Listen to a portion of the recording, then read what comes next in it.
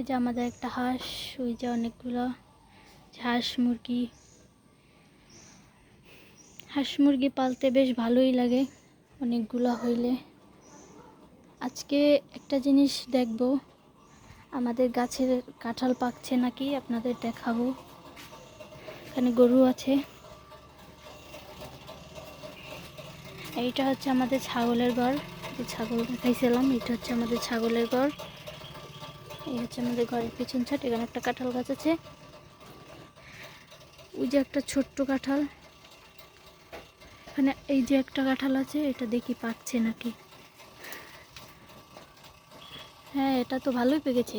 এই যে নরম কাঁঠালটা পেকেছে, তো ঘরে নেওয়া যাক। কাঁঠাল থেকে পেকে ডেবডেবে হয়ে গেছে। সেরো সেরো সিঁড়ি ফেলো। কিছু মোড় একটা দাও নিয়ে মোড় দাও আসা উচিত মোড় দাও ছিল। মোড় দাও, সিঁড়ে দেবে না। হাতে ধরে রাখ, আবার পুষ্কুনিতে পড়ে যেতে পারে।